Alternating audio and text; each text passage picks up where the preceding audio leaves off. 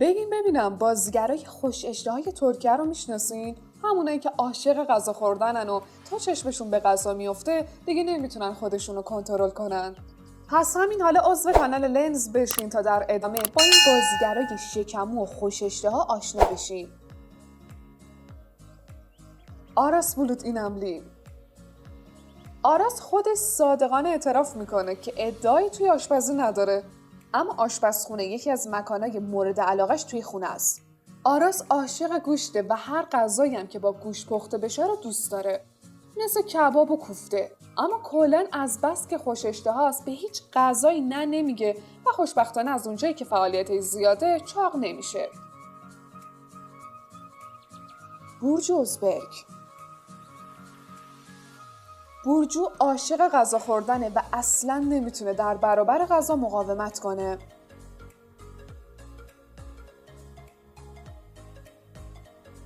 چاتای اولسوی. مادر چاتای بوسنیاییه و چاتای خوش‌اشتها معتقده که این ویژگیش به بوسنیایی ها رفته. اون عاشق شیرینیجاته و غذا درست کردن و وقت گذروندن توی آشپزخونه یکی از کارهای مورد علاقه اونه. توبا بویکوستون. این بازیگر عاشق غذا خوردنه و خدا نکنه چشمش به غذا بیفته که دیگه نمیتونه خودشو کنترل کنه، اما خب خوشبختانه اون علاقه‌ای به فست فود نداره. جالبه که کارگردان ترک فرزان اوزپتک بعد از همکاریش با توبا توی مصاحبه گفته توبا عین راننده کامیونه غذا میخوره. ابرو شاهین.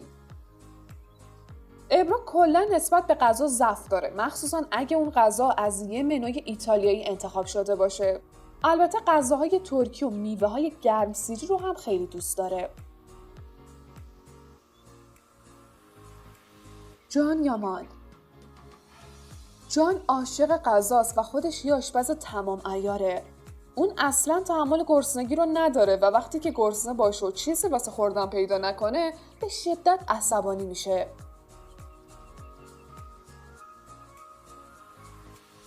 ادا اجه. ادا عاشق آشپزیه و تمام غذاهای ترکی و بلده بپزه و دیگه کم کم هم داره میزنه تو کار غذاهای خارجی. اون خیلی سعی میکنه که مواظب تغذیه‌اش باشه تا همیشه روی فرم بمونه، اما این کار تا وقتی براش امکان پذیره که دسر و کاپکیک جلوی چشمش نباشه.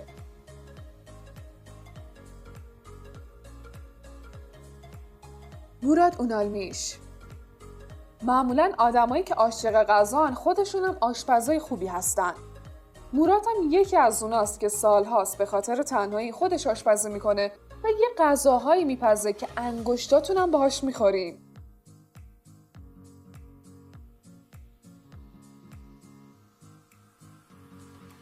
پلین کارهان.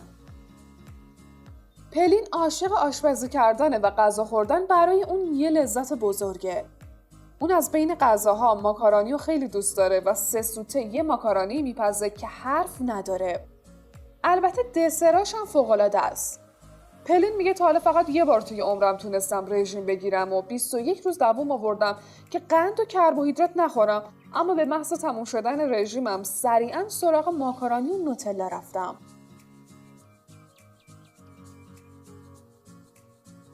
کادیر دولو. کادیر کلاً رابطه خوبی با آشپزخونه و غذا درست کردن و غذا خوردن داره و با کمترین امکانات خوشمزه ترین غذاها رو میپزه. از اونجایی که کادیر خیلی فعاله و یه دقیقاً یه جا بند نمیشه، هرچی غذا میخوره انگار نه انگار اصلا چاقی تو کارش نیست.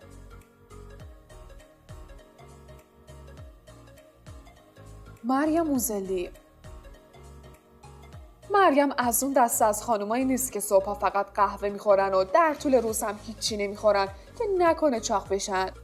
اون عاشق غذا خوردنه و خودش هم کوفته‌های فوق‌العاده‌ای میپزه. اون عاشق دسرهای ترکی مثل سوتلاچه و اصلا در برابرشون نمیتونه مقاومت کنه. پاستا و کباب هم که دیگه جای خود داره. آب دستته بذار زمین و عضو کانال لنز شو که این ویدیوی باحال و هیجان انگیز با معرفی یه عالمه بازیگر خوش‌اشتهای دیگه همچنان ادامه داره. سرکان چایولو. سرکان از اون آدمای شکموه که جمله چی بخورم از دهنش نمیفته و به محض گرسنه شدن عصبی میشه. اون همه نوع غذایی رو امتحان میکنه و حتی غذاهایی با گوشت تمساح، کوسه و حتی کانگورو هم خورده. اما غذای مورد علاقه‌اش سوپ عدس و ماهی قزلالاست. آسلی انور.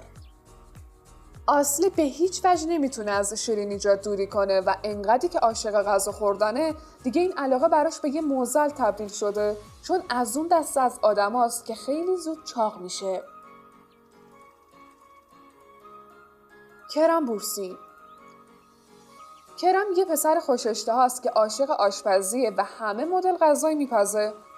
اون عاشق اسکندر کبابه، اما از اونجایی که پای ثابت ورزش کردنه همیشه یه هیکل عالی و روی فرمی داره.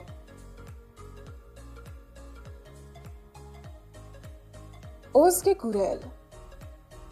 از بزرگترین لذت‌های زندگی ازگه میشه به آشپزی کردن و غذا خوردن اشاره کرد. اون انواع و اقسام غذا، شیرینی و نون رو به خوشمزه ترین شکل ممکن درست میکنه، اما واسه اینکه تناسب اندامش حفظ بشه گاهی مجبور میشه کربوهیدرات خوردن رو قطع کنه و به سبزیجات رو بیاره. فورکان پالالی.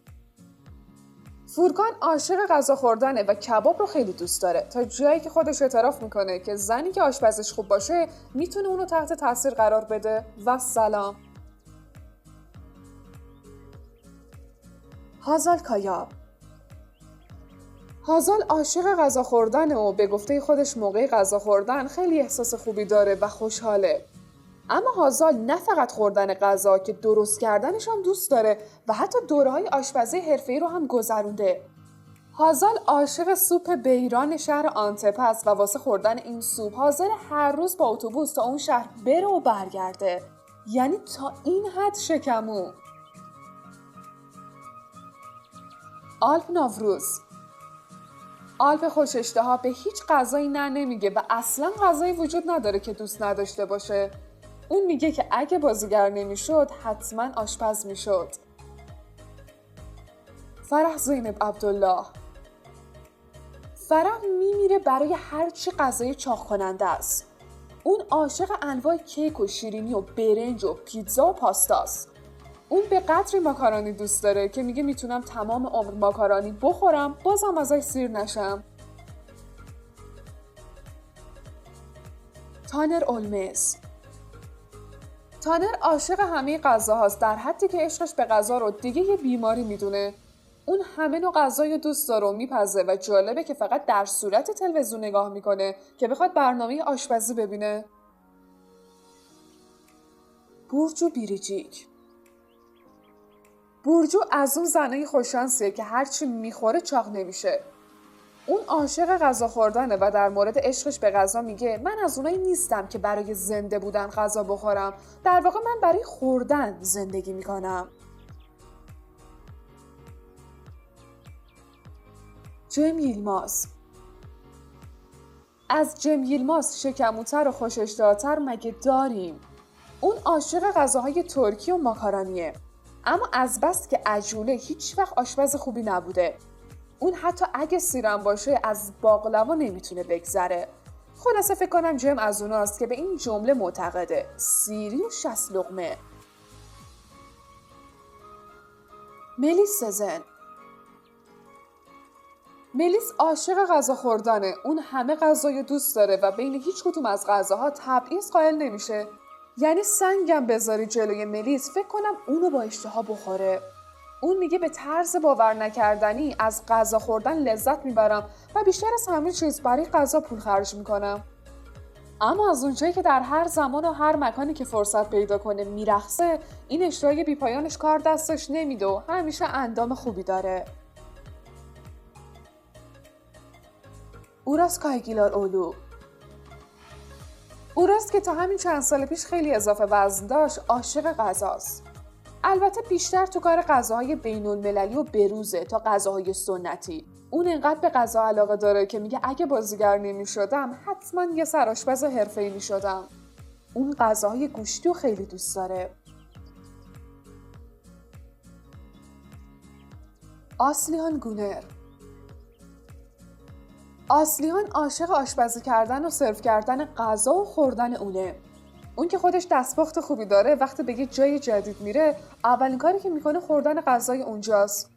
اون میگه غذا نمیخورم که سیر بشم، بلکه غذا خوردن باعث خوشحالی من میشه.